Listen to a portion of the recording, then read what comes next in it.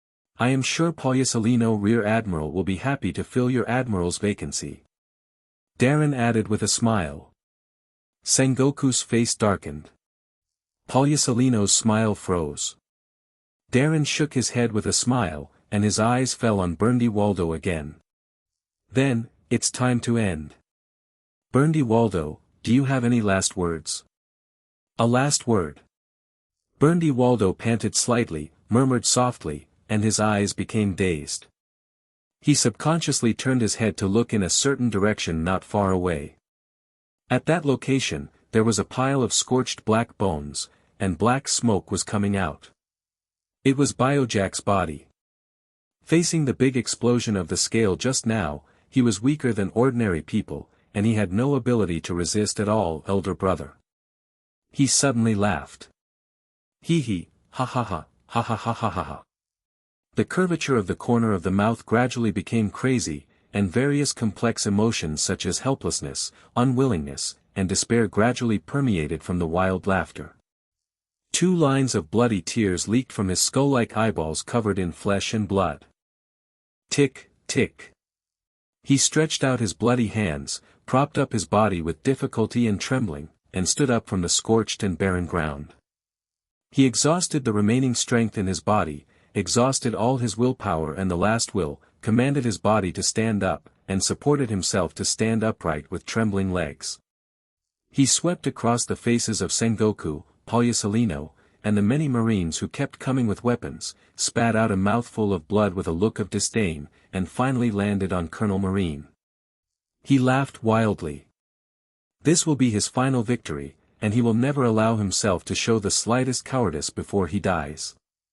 He exhausted all his strength and breathed again. Do it, Darren Brat. Lousy's life was wonderful. Berndy Waldo raised his head resolutely, his voice was deafening. Why do you need a last word? Darren smiled.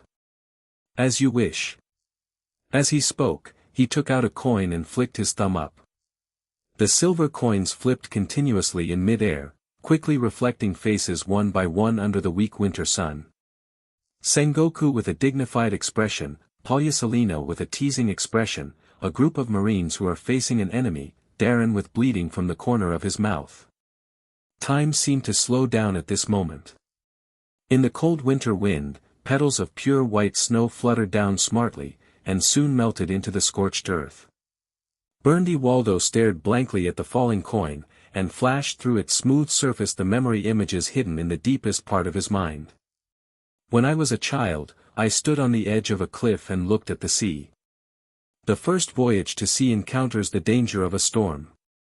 Fear when encountering fierce pirates for the first time. Recruiting crew for the first time, fighting for the first time, killing people for the first time. Burndy Waldo's violent eyes gradually softened. In the deepest part of his mind, a childish and familiar voice slowly sounded. Look, Valdo, don't you think it's great that this sea connects islands and countries we've never seen before? Waldo, you must go to sea in the future. At the end of this boundless sea, there must be adventures beyond imagination waiting for you. You have to go to the distance instead of me, to see the world, and to thrive. The young child looked at his elder brother who raised his hands high in front of him with a confident expression, and a bright light gradually appeared on his face. Brother, I'm sorry. Without you, even if I reach the end of the world and see more scenery of this sea, what's the point? Burndy Waldo smiled. Face up to meet the sun and snow. Laugh. A flower of blood exploded on his chest. The coin that fell to the lowest point suddenly shot out, directly piercing his heart. Burndy Waldo slowly closed his eyes and fell heavily to the ground. Sengoku watched this scene silently, with a solemn expression. According to normal regulations, facing a pirate like Burndy Valdo who has a powerful devil fruit ability, Marine will try to capture him alive as much as possible, and then send him to impel down for long-term detention. To make sure this mighty devil fruit doesn't respawn elsewhere in the sea and fall into the hands of some ambitious pirate. But he made no move to stop Darren. Because in observation Hockey's perception, Burndy Waldo's breath was already as weak as floating silk. With such serious injuries, no one can survive. Granting his wish and letting him die at Darren's hands was Sengoku's last respect for Burndy Valdo, his old rival for many years. The coin flew back into his hand deftly again. Darren turned his eyes to Sengoku, smiled and said. Mission accomplished, Sengoku Admiral. Sengoku was startled, and immediately turned his head to give orders to his subordinates. Depart immediately, sink the last pirate ship of the Ward pirates, and wipe out the remnants of the Ward pirates. No need. Darren smiled weakly, took out a blood-stained phone bug from his arms, and dialed the signal. Darren Base Commander. The flying squirrel's steady voice came from the phone bug. Is the target locked? Yes. Then kill him immediately. No problem. The moment the voice fell. As if aware of something, Sengoku raised his head in astonishment. In the North Blue Fleet suspended in the sky, one of the marine warships slowly adjusted its direction. A black missile suddenly protruded from the side of the hull. Then. Boom! The tail of the black missile suddenly ejected orange-red flames, stripped from the hull of the warship, dragged a long tail flame, and shot towards a certain direction in the distant sea. 2 seconds later, a muffled explosion sound was heard from far away on the sea surface, and flickering flames could be seen rising in the thick sea fog. Sengoku stared at this scene with a dumbfounded look on his face. That's, what the hell? Report to Base Commander Darren, the target has been sunk.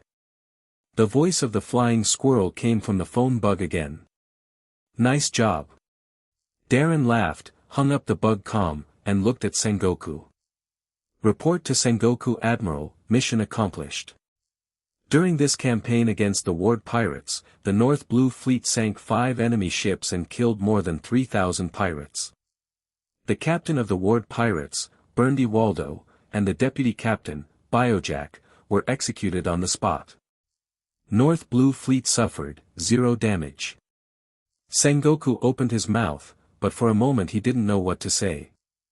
Before Sengoku could answer, Darren's body shook suddenly, his eyes went dark, and he fell back directly to the ground.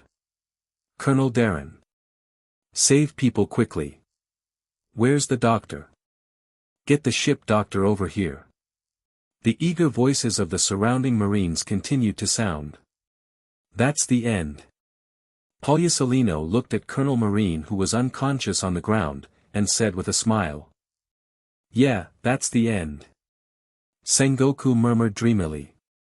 So Sengoku Admiral, it seems that this operation, seems to be the same with you or without you. Polyasolino said casually. Sengoku was struck by lightning when he heard the words. Yes. Apart from coming out and yelling, stop him, I basically did nothing. At least Polyasolino, the unreliable B******************,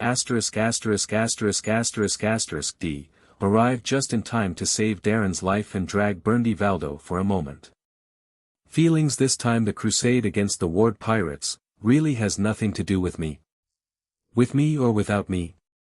Sengoku came to this absurd conclusion in his heart and froze in a mess. But in the next second, meeting Polyasolino's half-smiling eyes, Sengoku's old face immediately swelled like a pig's liver. He said angrily. Damn! What kind of eyes do you have? Old man, this is Liuasian. Polyasolino, what do you know about strategy? If it wasn't for the old man's keen eyesight, who overcame all opinions and handed over the command to Colonel Darren, how could this operation be so smooth? After saying this, he turned around and walked towards the warship as if fleeing. The pace is fast. Polyasolino looked at the back of Sengoku running away in a panic, the corners of his mouth slightly curled up. He withdrew his gaze, looked at Colonel Marine who was being carried on a stretcher, and said in a low voice. You always make difficult things easy, don't you? North Blue 321 Branch. Office of the Base Chief. With his hands behind his back, Sengoku stood in front of the huge floor-to-ceiling glass windows, looking at the warships of the North Blue Fleet gradually returning to the distant military port, with a strange light shining in his deep eyes. North Blue Fleet, Sky Dominance, Strategic Flying Fleet, well-trained elite troops, small missiles, brand new technology weapons. Words flashed through his mind quickly, and he couldn't help thinking about it. Darren is very ambitious. Sengoku narrowed his eyes and muttered to himself. Tuck tuck tuck. There was a soft knock on the door. Come in. Sengoku responded, and slowly withdrew his gaze, his expression returned to normal again. He turned around, and what caught his eye was the flying squirrel pushing through the door. The flying squirrel was wearing a marine cap, with a resolute face, and raised his hand to salute. Sengoku Admiral, are you looking for me? Sengoku looked up and down the deputy base chief of the 321 branch and the deputy of Admiral Darren of North Blue. He was very satisfied with the calm temperament of the soldier in the latter, and said with a smile. The old man's coming to the 321 branch should have brought a lot of trouble to your work. Although Burndy Valdo is dead, the finishing work of the crusade against the ward pirates still has to be dealt with. Coupled with the sake of supplies, Sengoku decided to stay in Branch 321 for a few days before returning to Naval Headquarters Marineford. In this way, the base chief's office was directly requisitioned by him. The flying squirrel shook his head and said. Rest assured, Sengoku Admiral, the North Blue Fleet has been greatly encouraged by your arrival. If it weren't for your plan, this time's crusade against the big pirate Burndy Waldo would never have been such a great success. Sengoku rolled his eyes angrily. Such flattery is not for you, don't be like the Darren boy. The flying squirrel smiled awkwardly. It's really not his style to say things like that. Speaking of that brat Darren, how's his injury? Sengoku asked. The flying squirrel pondered for a moment, then said solemnly. According to the military doctor's diagnosis, Base Commander Darren suffered extremely serious injuries in this battle. More than 30 bones in his body were broken to varying degrees, internal organs were bleeding, and the body was bleeding profusely. The situation is quite grim. Sengoku fell silent for a moment, sighing silently in his heart. Although that brat Darren had a lot of ambitions, he quietly built such a powerful fleet without consulting the headquarters. With Sengoku's vision and insight, he immediately saw that the 10 warships dispatched by the North Blue Fleet in the crusade against Burndy Valdo were all modified. Moreover, the heavy weapons carried on the warships, as well as the technological weapons used by the Marines of the 321 branch, are clearly from Germa 66. Germa 66. Sengoku suddenly remembered another incident not long ago. North Blue Marine intervened to mediate the war between the Kingdom of Germa and the Kingdom of Yadis, and then for some unknown reason, the North Blue Fleet and Germa 66 reached a friendly cooperation agreement. So, the collaboration between Darren and Vinsmoke Judge started at that time. Although he was somewhat dissatisfied with Darren's series of actions in his heart, recalling the sacrifice Darren made to defeat Burndy Waldo this time, as well as the tragic injuries, Sengoku is not easy to pursue. That was Burndy Waldo, after all. A great pirate that threatens naval headquarters and the world government. I have never seen Colonel Darren so seriously injured. The flying squirrel didn't notice the change in Sengoku's micro-expression, and just continued to report the situation on its own. According to the military doctor, if any other person suffered such a fatal injury, he might not be able to hold on long ago. Even if he survived, he would definitely suffer from a lot of sequelae and become a useless person from then on. The more Sengoku heard it, the more he felt uncomfortable, and a touch of shame was born in his heart. Darren almost lost his life in order to help him defeat Burndy Waldo, but deep in his heart just now, he even had the idea of directly requisitioning the North Blue Fleet and its technological weapons into the headquarters. Damn you Sengoku! Are you worthy of that boy Darren's efforts and sacrifices? According to the judgment of the military doctor, it will take at least 2 or 3 days for Colonel Darren to fully recover. The flying squirrel sighed sadly. Sengoku shook his head with a full face. It's really not easy for Darren kid. It's a shame for him to be in North Blue all these years. This old man will try his best to compensate him, let him recover from his injuries as soon as possible. After he fully recovers. He suddenly seemed to realize something, and stood there in a daze. Wait. What did you say? He looked at the flying squirrel in front of him in bewilderment. That kid Darren will be able to fully recover in 2 or 3 days. The flying squirrel looked at the startled Sengoku Admiral, and nodded with some doubts. Yes. Sengoku's eyes twitched. Didn't you say that the military doctor said it was very serious? At least 30 broken bones all over the body, internal bleeding, enough to be fatal? Yes. Didn't you say that if you were a different person, you would have died long ago? Even if you survived, there will be a lot of sequelae, and you will become a useless person from now on. Yes. Sengoku gritted his teeth and said. Didn't you say you've never seen Darren with such a serious injury? The flying squirrel said solemnly. Yes. Sengoku asked, almost growling. Then why? The flying squirrel answered honestly.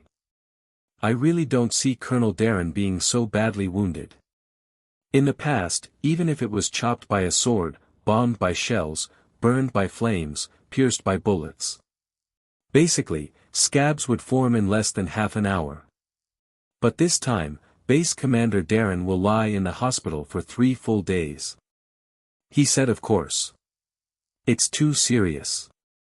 The serious expression on his face made Sengoku go crazy inside. Sengoku opened his mouth, facing the serious flying squirrel. He couldn't say a word in the end, and could only cover his face in pain.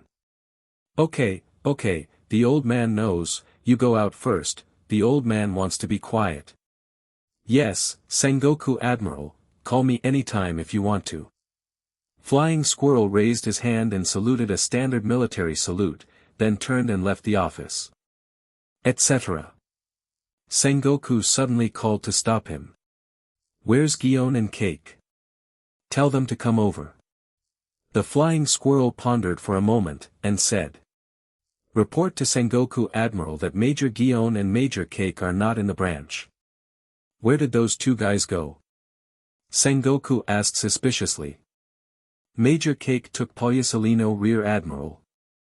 "Well, according to them, they went to sea to investigate the people of North Blue." The Flying Squirrel pursed its lips. Sengoku's mouth twitched.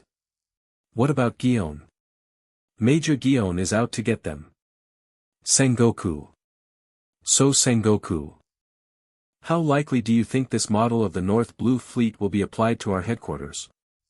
In the base chief's office, Marshal Kong's deep voice came from the military phone bug. Sengoku frowned, thought for a few seconds, and said.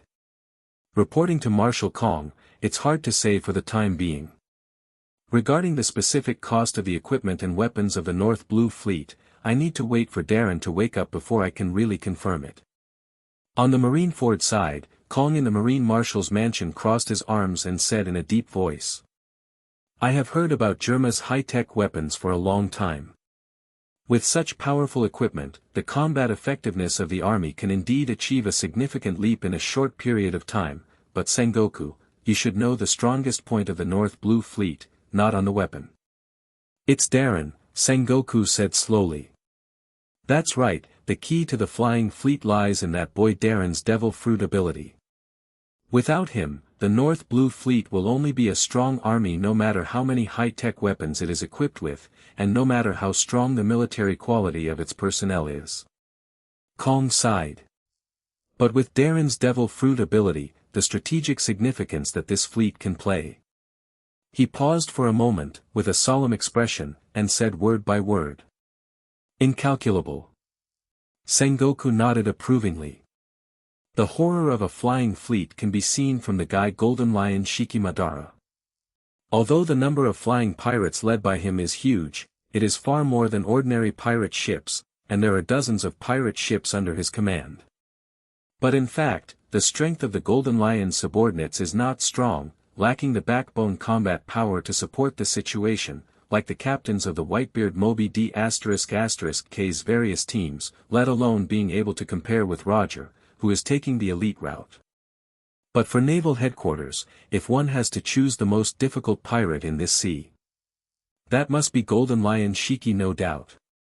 His incomparably powerful combat power, his huge fleet, these are all secondary. The most dreadful thing is his lion fruit ability.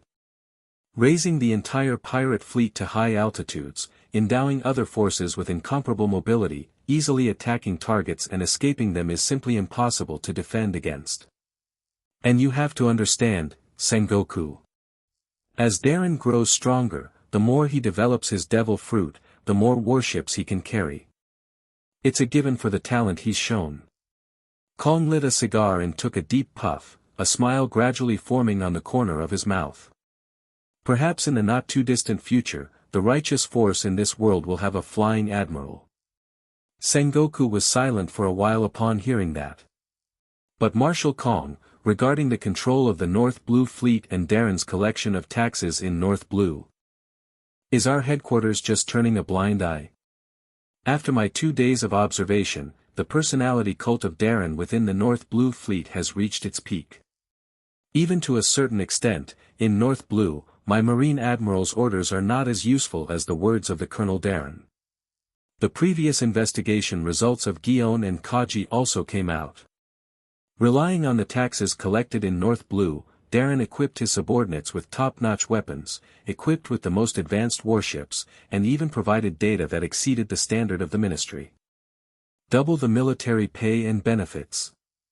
If we don't stop this situation, I'm afraid that after a long time, the North Blue Marine will completely break away from the control of the headquarters and become the private army of that boy Darren. Listening to Sengoku's words, Kong suddenly laughed. He said something that seemed out of place. Sengoku, it's time for you to grow up too. Sengoku was a little dissatisfied. Marshal Kong. Kong chuckled. That brat Darren, I've read his profile, he's smart, ambitious, capable, ruthless, and very good at winning people over. Do you think that without his tacit consent, Gion and Kaji, two stunned youths who grew up in the headquarters, could find out so much information? Sengoku was taken aback. As if he understood something, his eyes widened slightly. Marshal Kong, do you mean? Kong exhaled a stream of smoke like a dragon, his old eyes looked at the sea surface of Marineford in the distance. The waves are choppy and undulating, the blue sea has no end, and it is all-encompassing. This time against Burndy Valdo, Darren could have continued to hide his North Blue fleet. The time and place of the transaction has been determined. Although it is a bit risky, with your strength and Pagliasolino, as long as Burndy Waldo's retreat is cut off, it is not difficult to keep him. But Darren didn't do that. There was something intriguing about Kong's voice. He sent the North Blue fleet anyway. Sengoku was shocked, and murmured in disbelief. He is declaring force. Kong nodded. Yes, he is asking our headquarters to make a choice. He has shown enough value, his combat power, his talent, his devil fruit potential, and the possibility of Marine building a large flying fleet in the future. And what he wants is North Blue. He wants the absolute control and leadership of North Blue. He wants the headquarters to keep silent about all his actions in North Blue. He wants to be the rightful. Kong narrowed his eyes. The king of the North Blue. Do you think the headquarters will agree? At the same time. 321 Branch, Military Hospital. In the quiet senior ward, the porch is filled with all kinds of flower bouquets and fruit baskets. The air was filled with a faint, mixed smell of blood and disinfectant. The flying squirrel was sitting on the wooden bench next to the hospital bed, asking solemnly. They will agree. I took the initiative to expose my ability. This is an offer they cannot refuse. Darren was leaning on the hospital bed, biting a lighted cigar. His narrowed black eyes were looking at the direction of the harbor through the glass window, and a confident smile was raised on the corner of his mouth. Both his hands were in plaster, and his naked upper body was covered with blood-stained bandages, and his face looked a little pale because of the massive blood loss.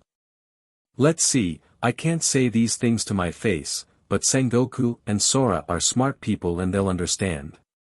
Burndy Waldo's death, the possibility of the flying fleet, and my future development, all these are enough to give us a stable situation in North Blue for at least 20 years.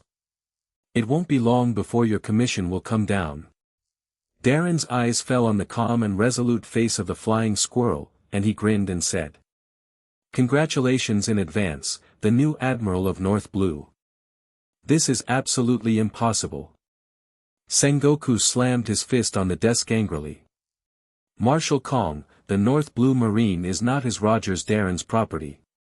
Once this precedent is set, Marineford, as naval headquarters, will lack the majesty to lead the world's righteous forces. On the other side of the phone bug, Kong pinched his forehead with some headache. The kid Sengoku is very smart, but he tends to be too horny when it comes to power. In essence, he is a very traditional soldier who takes obeying orders as his bounden duty. So on some sensitive issues, he will appear cautious. Not brave enough. Kong thought for a while and asked. Sengoku, do you think anyone other than Darren can do Darren's level? Sengoku was dumbfounded. Kong smiled, and there was some helplessness and bitterness in his smile. I wish there were more young people like Darren, but the answer is there are none.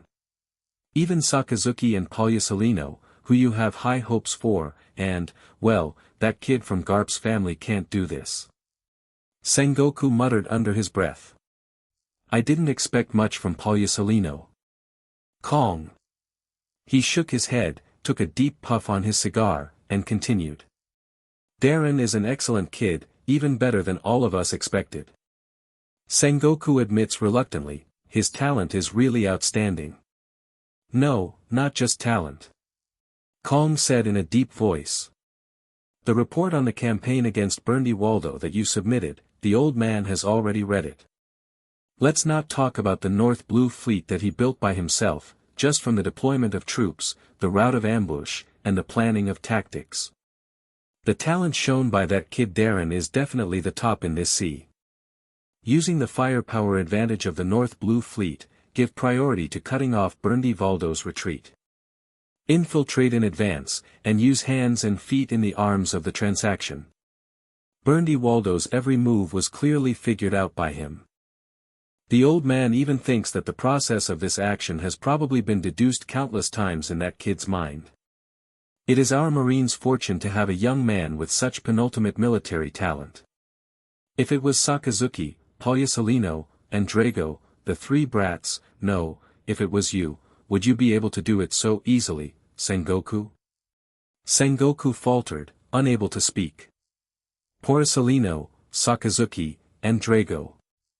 Their talent and potential are indeed boundless, like bright new stars rising under the banner of justice, everyone is amazed and focused on them.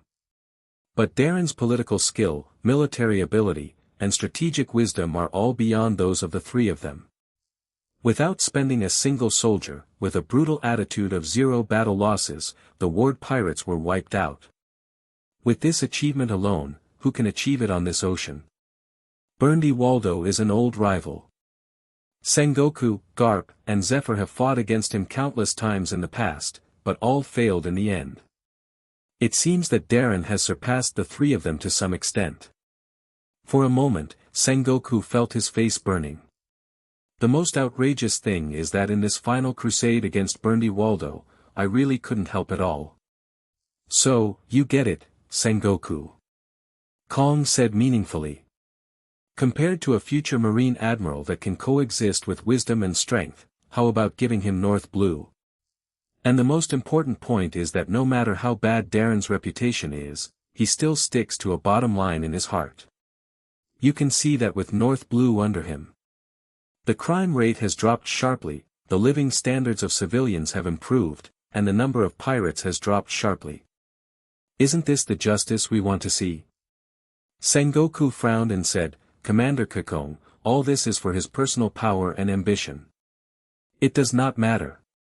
Kong interrupted Sengoku directly without any politeness. People live in this sea, who has no ambition. We all know what that kid Darren wants. If he really grows up, one day he can lead our Marine to get rid of Whitebeard, Golden Lion and Roger.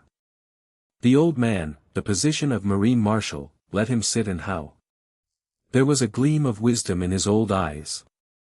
Sengoku, I know you're worried about North Blue, that North Blue, under Darren's management, will become his personal force. The old man understands very well. But one thing you have to understand is that the spirit of justice should never be limited to this. Marine's capacity is far greater than you imagine. Let's tell you one more piece of news, maybe it won't be long before the old man will go to the Holy Land to serve. Sengoku's eyes widened. Marshal Kong. Could it be? Well, that position is vacant. The previous commander-in-chief passed away due to illness. Kong didn't deny it, and his tone was somewhat understated. He leaned back on the sofa with his broad back, and the thick cigar smoke lingered on his tough face, saying earnestly. Sengoku, I have high expectations of you. Among you, Zephyr, and Garp, only you can take over the old man's position. To be in a high position, one must have a sufficiently broad mind and a lofty spirit. As long as Darren is still hunting pirates, as long as he is still carrying out Marine's orders, as long as he is still wearing the cloak of justice, he is a member of our Marine. What the old man means, can you understand? Sengoku was shocked.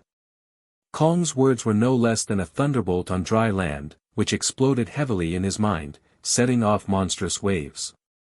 The phone bug communication was silent for a long time. I understand, Marshal Kong.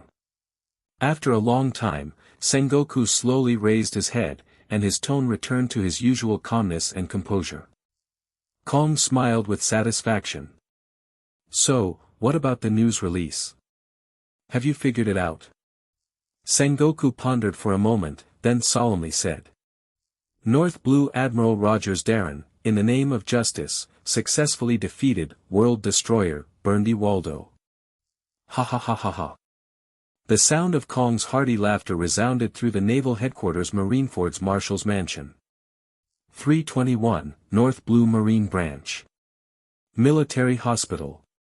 The ashes of the cigar fell lightly to the ground. Darren exhaled a stream of smoke and winked at the nurse who was changing his needle, causing the latter's ears to turn slightly red. How did the thing I asked you to do go? The flying squirrel glanced at the nurse, then said slowly after careful consideration. According to your arrangement, a lot of fruits of various types were piled in the cabins of the fleet warships performing the mission, but no special changes were found. Darren frowned. Where is the target island? Has it been searched? The flying squirrel nodded cautiously. We have been searching all directions for the past 2 days and nothing has been found. The desert island has a cold zone climate. It is covered by wind and snow all year round. Only a very few cold-resistant plants can grow. It is completely unsuitable for human habitation. There are almost no fruit plants. Having said this, he paused, and when the shy young nurse walked out of the ward, he carefully lowered his voice and said. When Sengoku Admiral's warship was supplying the 321st branch, I also boarded the ship to look for it, but I didn't find what you wanted. I have seen the logbook on the warship and the consumption record of supplies on their warship. 3 days before the mission was officially carried out, the fruit inventory on their warship was exhausted. Hearing the flying squirrel's words, Darren let out a breath of turbid air. After a moment of silence, he suddenly burst into laughter. Sure enough, it's not that easy. The flying squirrel muttered. Are you sure your idea is right? When the demon fruit power dies, the devil fruit will be reborn on the fruit closest to the person with the ability. This kind of thing is unheard of in this ocean. Darren shook his head. No, this is just my speculation, not certain. Having you prep the fruit ahead of time, and doing a wide-ranging search of the island in the post-war cleanup, is just a small experiment. Now it seems that this speculation is not true. He naturally believed in the flying squirrel's ability to work. After working together for many years, Darren is very clear about his abilities and responsibilities. As long as it is his own order, no matter how ridiculous it sounds, he will execute it meticulously in the end. Since he said he couldn't find it, it means he couldn't find it. In this way, the inference that devil fruit will be reborn on nearby fruits after the death of the capable person is overturned. This is understandable. As a time traveler, Darren still has some understanding of the plot of the Pirates. Regarding the rebirth of devil fruit, it appeared 3 times in the original plot. The first time was when Whitebeard died in the Summit War. Blackbeard used some special method, most likely Dark Fruit's ability to plunder his shock fruit. The second time was Fire Fist Ace. 2 years after the Summit War, his Marimara fruit fell into the hands of Doflamingo, who put it in the Doflamingo arena as bait. Also, in the plot of Punk Hassan Island, the slime, a killing weapon created by the evil scientist, Geisa Brown, used scientific means to make the poisonous gas eat the devil fruit and turn into the form of a salamander fruit. After the slime ate the candy and died, one of the apples in a basket not far away changed strangely and gradually turned into a devil fruit. And it is this scene that makes many pirate fans think that this is the rebirth mechanism of devil fruit. Therefore, in this crusade against Burndy Waldo, Darren also had a try attitude and asked the North Blue Fleet to bring a lot of fresh fruits. After all, Burndy Waldo's Momo fruit is indeed very powerful. Even if you can't use it yourself, it is a good choice to give it to your subordinates to form your own core team. But now it seems that the rebirth mechanism of devil fruit may be much more complicated than what I imagined. But this is completely understandable.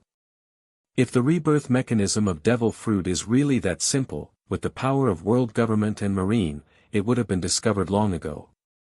Among other things, many of the criminals imprisoned in Impel Down have demon fruit power. In the long history of Impel Down, there will definitely be cases where prisoners died due to torture, disease, extreme evil, heat, cold or even natural aging. According to Darren's knowledge, in Impel Down, there will be special transport ships in charge of food supplies coming in and out every once in a while, delivering food to the staff of Impel Down, which will naturally include fruits. Impel Down has a unique geographical environment, surrounded by the sea and surrounded by the calm belt. If a demon fruit power dies in the Impel Down, and there are fruits in the Impel Down, then according to the rebirth mechanism of devil fruit, the devil fruit owned by the dead capacious prisoner will inevitably be reborn in the Impel Down again. But over the years, countless prisoners died in Impel Down, but no news of devil fruit was found in Impel Down. So, devil fruit's rebirth. Maybe there is no pattern, is it absolutely random? Darren murmured to himself. Should I continue to search? Maybe the rebirth of devil fruit will take more time, asked the flying squirrel. Well, some people can be left on the target island to continue the search. Although the chances are slim, if possible, Darren will not miss the slightest chance. No problem. The flying squirrel nodded. By the way, there is one more thing. The Marineford headquarters sent a message that the 3rd Officer Training Camp will officially open in 10 days. There was a flash of light in Darren's eyes, and he smiled and said, "Is it finally about to start?" Flying Squirrel pulled a document from the folder behind him and handed it to Darren. This is the list of personnel for the 3rd Officer Training Camp. Darren took the file and opened it. The first line of the list is his name. North Blue Admiral, Naval Headquarters Commodore, Rogers Darren. Darren laughed. It seems that the reward for the Shield's tea incident has passed the review of the headquarters. I have been promoted. The corner of the flying squirrel's mouth twitched. Darren continued to read along the file. Lieutenant Colonel Marine, Kazan, from South Blue. Colonel Marine, Doberman, from West Blue. Lieutenant Colonel Marine, Huashishan, from South Blue. Lieutenant Colonel Marine, Ghost Spider, from West Blue. He saw many familiar names. The golden generation, the stars are really shining. Darren looked at the names on the list that would resound in the sea in the future and write countless stories in the Marine camp, with a smile on his face full of anticipation. The waves of the times are about to set off, this is a star-studded mighty era. Along with the release of Marines information, the news that the legendary Great Pirate, World Destroyer, Berndy Waldo was attacked and killed by Marine in North Blue was quickly spread throughout the entire film under the dissemination of large and small newspapers. The sea. As soon as the news came out, it was like a heavy bomb falling on the calm lake, causing huge waves. New World, a certain sea area. The sky is covered with white liquid like white clouds, and the blue sky and the deep sea are connected to each other. A gigantic pirate ship was quietly crawling on the sea, looking like a white whale from a distance. The skull flag marked with a white machete beard flutters on the towering mast, level with the seagulls piercing the sky. Father. Something big happened. A boy with a golden pineapple head screamed in shock and ran towards the bow, holding a freshly baked newspaper high in his hand. A figure on the bow sat on the ground boredly, holding a bottle of strong wine in his hand, exuding a strong smell of alcohol. How many times have I said, Marco, you must calm down first when encountering things. The man stood up slowly. Accompanied by his movement, the aura on his body is like a towering mountain rising from the ground, rising continuously, as if there is no end. Under the giant whale-like pirate ship, the calm sea surface suddenly boiled, like dotted with rainwater, circles of ripples and bubbles appeared. I'm sorry, Dad. The boy named Marco immediately stopped the car, bent over and bowed, looking anxious. But you want to see this. The man with a burly figure like a giant turned around slowly. The sun was pouring down violently. The man was wearing a wide captain's cloak, and a huge naginata with an exaggerated shape stood beside him. His long, violent golden hair danced slightly in the sea breeze. Across the New World, the legendary great pirate is regarded by Marine as an enemy. The strongest man in the world. Whitebeard Edward Newgate. Whitebeard looked down at the boy in front of him condescendingly. A soft smile suddenly appeared in Hockey's eyes. "Tell me, what happened?" Marco, who was out of breath, took a deep breath, forced himself to calm down, and said loudly. "Berndi Valdo, he was killed by Marine." As soon as this remark came out, the other crew members on the deck all looked shocked, unconsciously stopped what they were doing, and gasped. Crashing, the sound of surging waves came. "Oh. That guy Valdo was actually killed by Marine?" A look of surprise flashed across Whitebeard's face. As a great pirate who is also famous in the sea, the Whitebeard pirates once fought against the Ward pirates led by Berndi Waldo, and they have some understanding of Berndi Waldo's strength. It was just a tentative battle. After all, the two sides didn't have much enmity, so there was no need to fight to the death. Moreover, Whitebeard and Berndi Waldo were both afraid of the destructive power of each other's devil fruit. In order to avoid causing large-scale casualties to the crew, they just clicked and bombed a wave across the air. To be precise, it was Whitebeard who shattered Berndi Waldo's 100 times gun.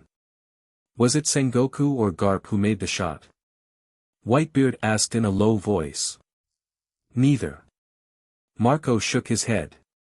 It's a guy I've never heard of. It seems to be a colonel from the Marine stationed in North Blue. What's his name? Rogers Darren. Whitebeard narrowed his eyes. He took the newspaper in Marco's hand and opened it. The headlines on the front page that occupy a large space are impressively displayed on it. King of the North Blue Rogers Darren. Successfully defeated the legendary pirate, Berndi Waldo. North Blue's strongest admiral. Marine future admiral. World destroyer, Berndi Waldo, died in North Blue. Shocking. The Marine supernova who attacked Berndi Valdo turned out to be a scum of Madara. Is this a distortion of human nature, or a loss of morality? The news report was accompanied by a photo of Darren standing on the corpses of countless pirates during a military operation, with gunpowder behind him. It seems like an ambitious young man. Whitebeard stared at the grinning black-haired Marine in the photo, and suddenly burst out laughing. Goo la la la. Little ones, it seems that you will have a good opponent in the future. The heroic laughter, like Hong Zhong de Lu, shook the world. On the distant sea, huge waves surged without wind. Layer upon layer, like a dragon roaring. The sea is shaking. At the same time. Grand Line, a sea area. Tier. Thousands of pale thunderbolts tore through the pitch-black sky, and the roaring thunder reflected the torrential rain. The roaring storm set off turbulent waves, like the big hand of an invisible giant, constantly throwing a pirate ship flying at high speed. Captain Roger. Big event.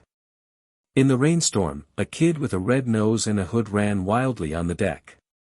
Ha ha ha ha ha. Buggy, don't slip. The black-haired man exuding unruly hockey stepped on the bow of the boat, laughing against the storm. The red captain's coat fluttered and danced in the strong wind, splashing a large amount of rain. Joel D. Roger. Let me tell you. I found it first. Buggy. Another red-haired kid ran out of the cabin and hugged the red-nosed Buggy tightly. Damn it. Shanks, who told you to run slow? The two brats rolled and struggled on the deck, their immature faces gnashing their teeth and squeezing each other until they were twisted. Roger, who was sitting on the bow of the boat bathing in the violent storm, smiled and looked at the man wearing a shirt and rimless glasses not far away and said, "It's so full of energy. It's full of passion and youth. It reminds me of the time when we first went to sea. Don't you think so, Rayleigh?" When Rayleigh heard this, she rolled her eyes angrily, thinking that you were the only one with passion and youth back then. If this be ********** D hadn't been stalking him, I would have lived a retired life long ago. Say it together, Buggy, Shanks. Rayleigh waved her hand and said. Yes. Mr. Rayleigh. Shanks and Buggy glared at each other fiercely, then stood up obediently and shouted out the latest news headlines. King of the North Blue Rogers Darren successfully defeated the legendary pirate, Berndy Waldo. Roger and Rayleigh were stunned when they heard this. King of North Blue. This is a nickname I have never heard of before. Rayleigh took the wet newspaper and frowned as he read the words on it that were blurred by the rain. But Roger's eyes shone with eagerness. This nickname sounds like he is a very capable guy. Rayleigh's mouth twitched and she said helplessly. It seems like he's just a boy under 20 years old. Ha ha ha ha. So what? Roger laughed disapprovingly. Boom. A wave suddenly exploded on the side of the Oro Jackson, splashing a large area of salty water. It's a shelling. Captain Roger. Marine. Marine is catching up. Boom. Boom. Rumble.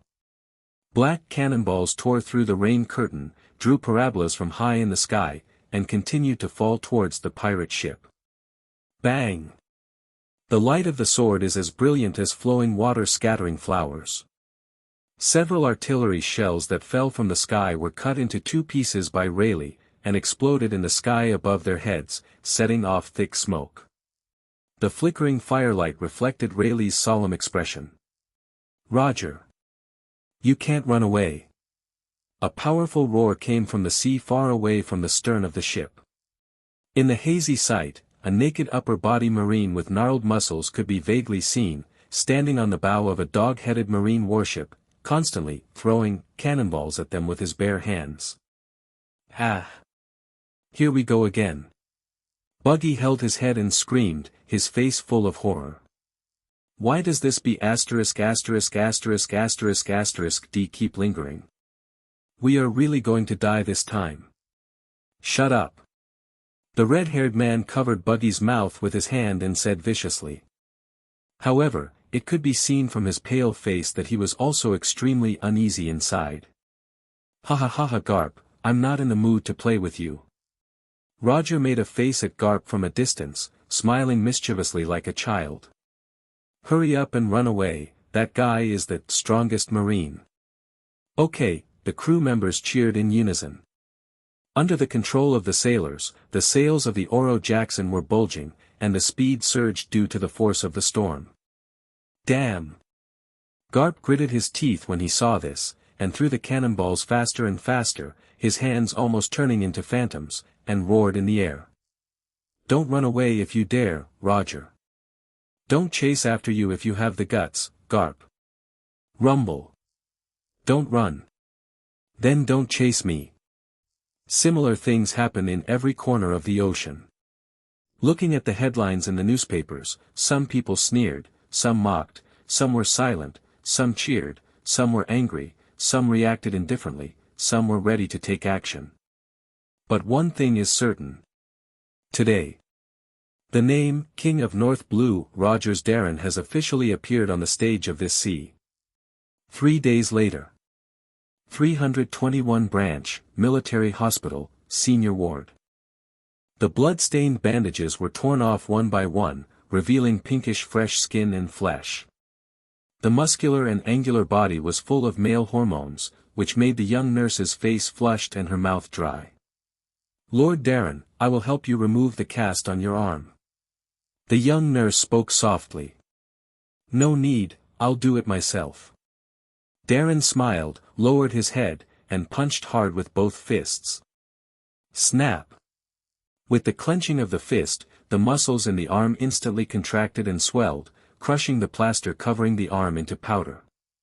After mobilizing his muscles and joints, Darren closed his eyes and enjoyed the nursing and cleaning of the nurse. Tuck tuck tuck. There was a gentle knock on the door, and then Sengoku's figure pushed open the door of the ward and walked in with a smile. Darren boy, have you seen the reports in the newspapers? You are really famous now. Darren gave a military salute and said with a smile. All this would not have been possible without your cultivation and trust at Sengoku Admiral. As he spoke, he motioned to the nurse to let her leave the ward first. Sengoku smiled with satisfaction. It's also flattering words, I don't know why it's always very pleasant to say in Darren's mouth. It seems that your boy is recovering well. He looked up and down at Colonel Marine sitting on the hospital bed, no, it should be Marine Commodore, and said with a smile. It's okay, I've been lying in bed for 3 days anyway, Darren said. Sengoku-sai twitched. He shook his head, and continued. Have you received the notice from the headquarters? There are still 7 days before the entrance ceremony for the officer training camp. Darren nodded. That's fine. Sengoku paused at this point, hesitant to speak. Darren smiled. Sengoku Admiral wants to ask me about the North Blue Fleet. This kid is really smart. Sengoku groaned secretly in his heart, slowly turned serious, and said in a deep voice. Well, there is indeed such a thing. Kid Darren, with your vision and military talent, you should be very clear about the significance of the North Blue Fleet's model to Marine strategic deployment. A Marine fleet that can fly in the air is enough to change the situation in this sea. Of course, you can rest assured that the troops of the 4 seas follow the principle of independent operation, and the North Blue Fleet will still be retained. The meaning of the headquarters is to apply the model of the North Blue Fleet to the headquarters. Darren waved his hands bluntly, and said in a serious manner. Sengoku Admiral doesn't need to say much, as long as I can contribute to the just cause, I will definitely cooperate unconditionally. As for the assembly configuration of the North Blue Fleet and the transformation of the warship, I will make a clear list and submit it to you for your review. If there is any need for the headquarters, I will provide it as much as possible. It's just Sengoku Admiral, let me remind you a little bit, the situation of the North Blue Fleet is special, the price of the weapons and equipment used and the transformation of the warship may be relatively high. Ha ha ha, the cost is not a problem. Sengoku laughed arrogantly, very satisfied with Darren's statement, and looked at the latter with more appreciation. Look, this is Marine's future star. It's not like that B***************************** D. Polysolino, he doesn't see anyone all day long, and his attitude is not positive at all. Then let's stop here. Sengoku smiled and patted Darren on the shoulder. I admire you very much, Darren, after entering the training camp, you must perform well. He paused, as if remembering something, lowered his voice and said. Well. When you graduate, you will become the old man's adjutant. The weather looks good today, Sengoku Admiral. A slow voice sounded at the door of the ward. Sengoku's face darkened. Darren had a strange look on his face.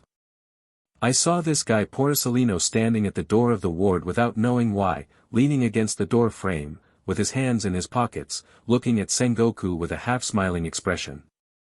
The ward suddenly became very quiet. Sengoku stood there stiffly, motionless, and Darren saw a few drops of cold sweat gradually forming on his forehead. Suddenly. Hey! It's me, I'm Sengoku.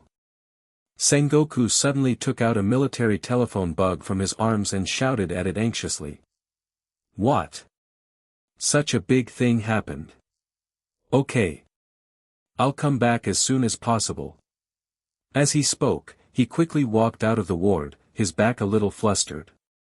Darren. Porisolino raised his finger and pointed at Sengoku's phone bug, and reminded, with a smile. Sengoku Admiral, the phone bug communication seems to have not been connected.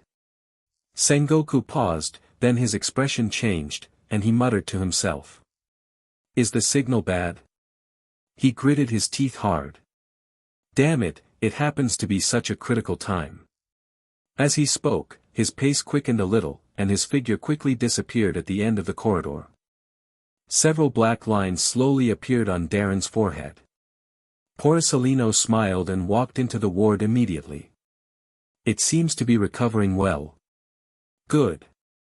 Darren moved his somewhat stiff wrists and elbows. Porisolino glanced at him, a strange light shining under his toed sunglasses. I really didn't expect you to hide it so deeply. The North Blue Fleet far exceeded my expectations. Darren glanced at him and smiled. Porcellino Rear Admiral, just say what you want. Porcellino raised his hands in a gesture of surrender. It was discovered by you. Okay, I do have something to tell you. He spoke slowly, always feeling like he deserved a beating. The North Blue Fleet is indeed eye-catching. The strategic significance of flying in the air is great, but haven't you noticed that even if it is equipped with the technological weapons of Germa 66, the firepower configuration of the North Blue Fleet is still not enough?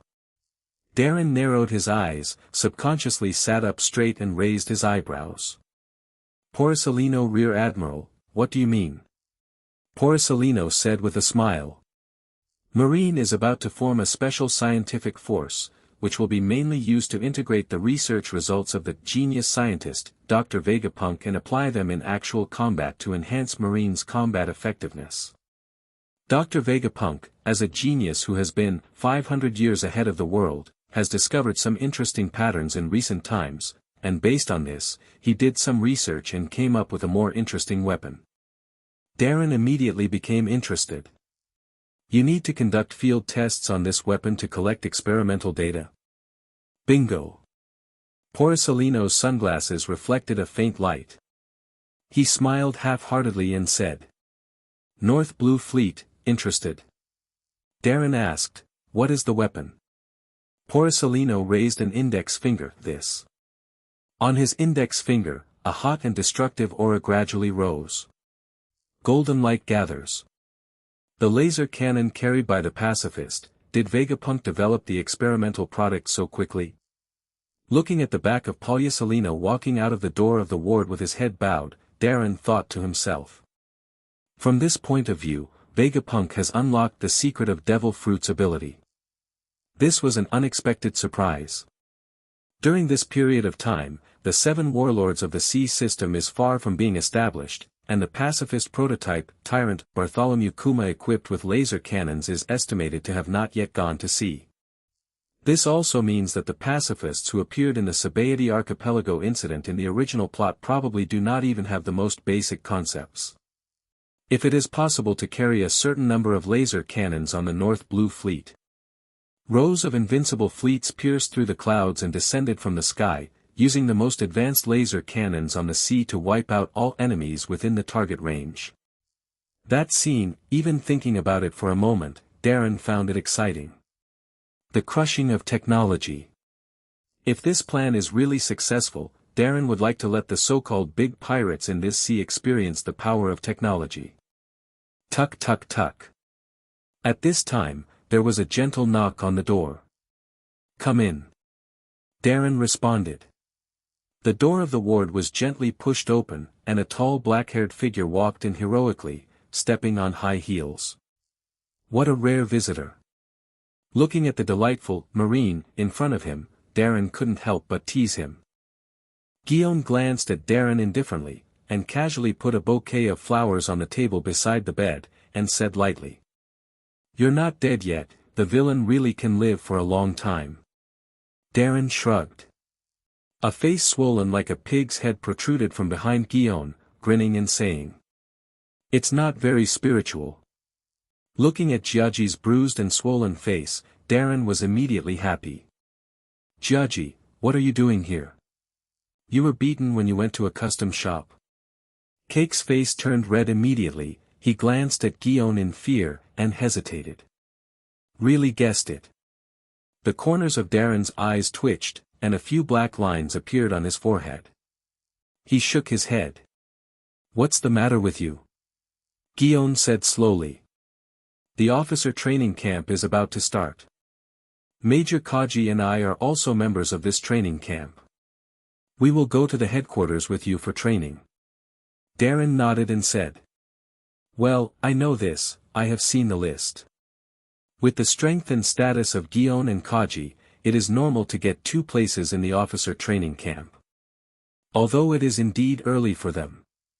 However, considering that their strength and experience have grown significantly during their time in North Blue, it is understandable for Sengoku Admiral to put them in the training camp early. Of course, this does not rule out that old fox Sengoku wants to continue to be the nanny of these two guys. Congratulations. Gion nodded, turned around and was about to leave, but suddenly retracted the foot that had stepped forward. She was silent for a moment. Colonel Darren, no, Darren Commodore. I think I owe you an apology. Oh. Darren laughed with interest. Why? Gion whispered. I take back my previous evaluation of you.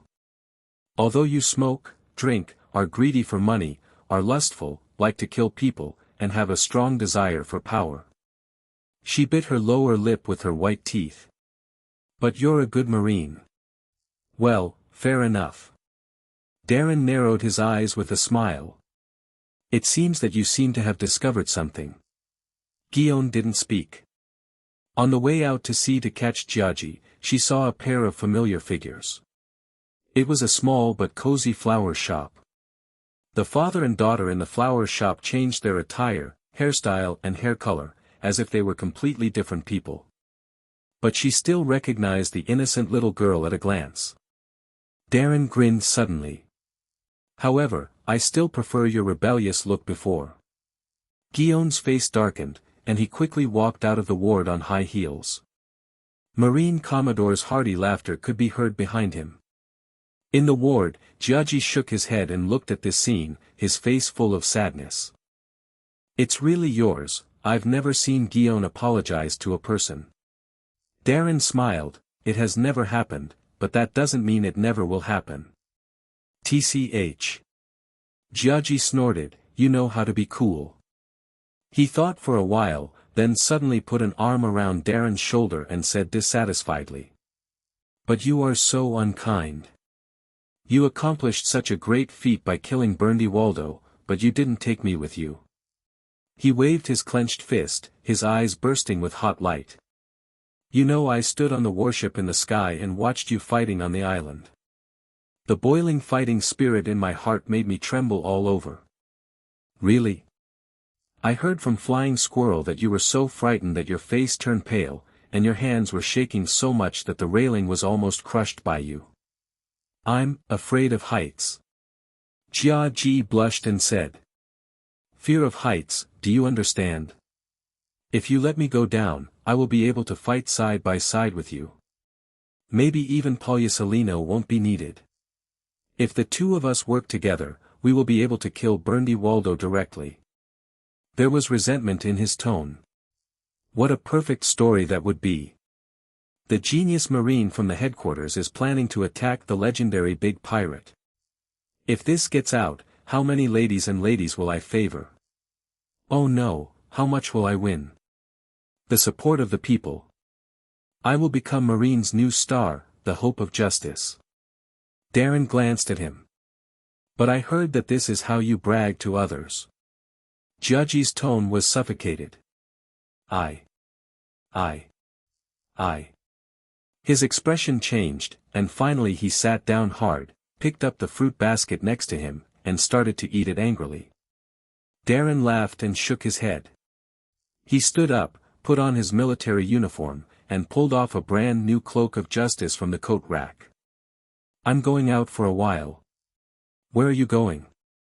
Jiaji, who was holding a watermelon and munching on it, asked vaguely. Go to the custom shop. Hey, take me. Aren't you afraid of being beaten to death by Gion? Well, you know, I'm just testing you. A gentleman like me would never go to a place like that. Well, at first, I was thinking that among the gifts others gave me, there are still a lot of membership cards that I can't use up. Darren Commodore. Such a scourge to the Marine ethos, please leave it to me to destroy it with my own hands. I promise to complete the task. Hello everyone! As we wrap up this video, I want to share a quick note. I have a Patreon account. If you'd like to support me and enjoy on-demand audiobooks, you can become a Patreon member. Alternatively, you can check out my Google Drive link, which has 500+ novel audiobooks available through my Ko-fi or Patreon shop. I appreciate your support.